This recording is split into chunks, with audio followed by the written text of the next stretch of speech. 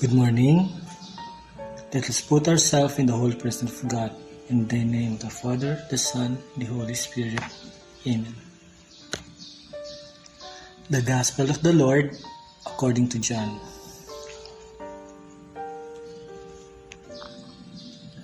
When the time of the Jewish Passover was near, Jesus went up to Jerusalem. And in the temple he found people selling cattle and sheep and doves, and the money changers sitting there. Making a whip out of cord, he drove them all out of the temple, sheep and cattle as well, scattered the money changers' coin, knocked their table over, and said to the dove seller, "Take all this out of here and stop using my Father's house as a market." Then his disciples remembered the word of Scripture, "I am eaten up with zeal for your house." The Jews intervened and said, "What sign can you show us that you should act like this?" Jesus answered, "Destroy this temple, and in 3 days I will raise it up." The Jews replied, "It has taken 46 years to build this temple. Are you going to raise it up again in 3 days? But he was speaking in the temple that was his body. And when Jesus rose from dead, his disciples remembered that he had said this, and they believed the Scripture and what he had said. During his stay in Jerusalem for the feast of the Passover, many believed in the name when they saw the sign that he did. But Jesus knew all people and did not trust himself to them. He never needed evidence about anyone. He could tell what someone had within.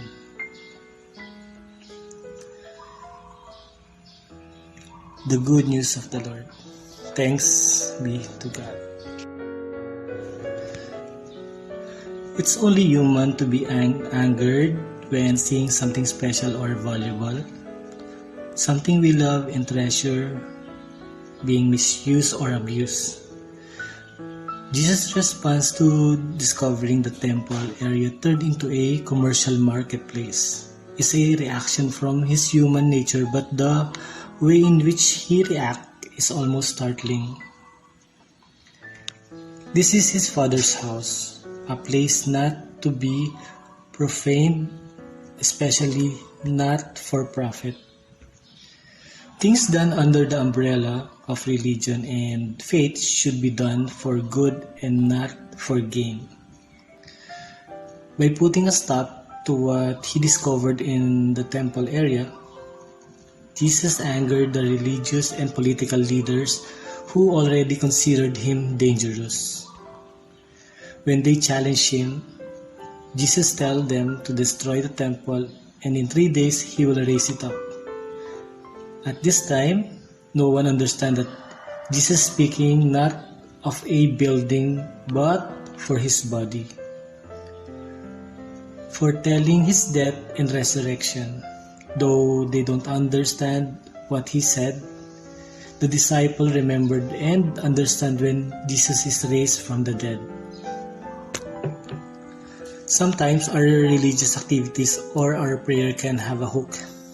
We look for a reward or for something in return when we should remember to do good things simply because they are good and pray to God just to spend time with God. This week, consciously pray in gratitude and love. If you do pray for something, let those prayers be for something for someone else. There's always need in the world of prayers for others. Let your only reward be a closer relation with our loving and merciful God. This is the greatest reward for all.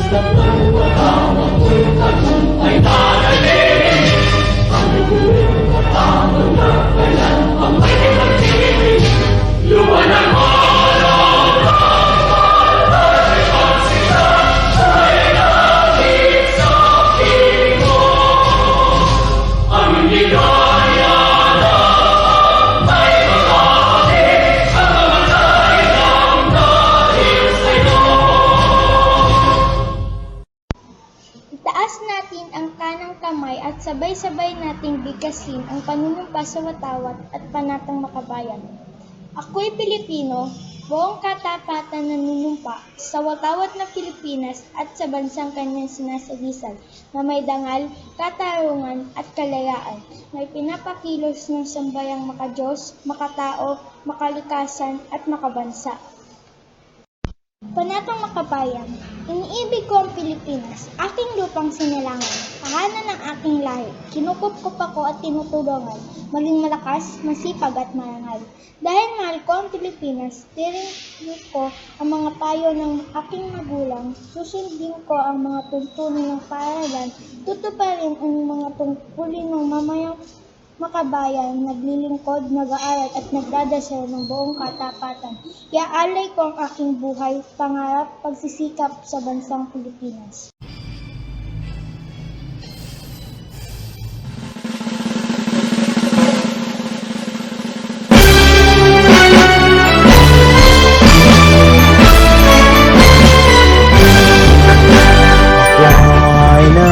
Aquinas, with voices glad to sing a praise to you.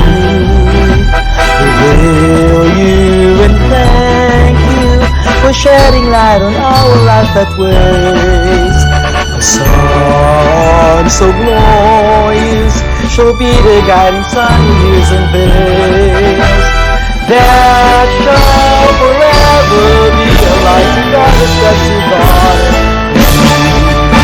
Aquinas, Aquinas, lead us on our way.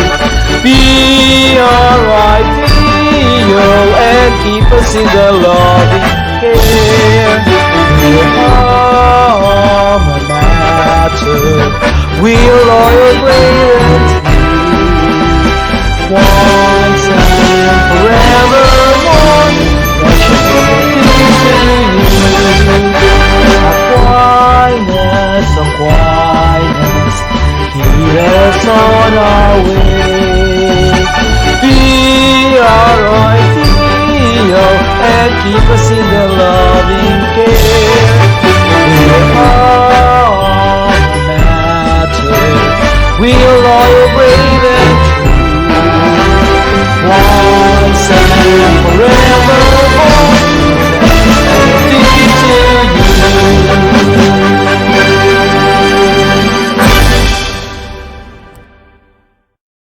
Let us all rise at the Aquinas School Students' Credo.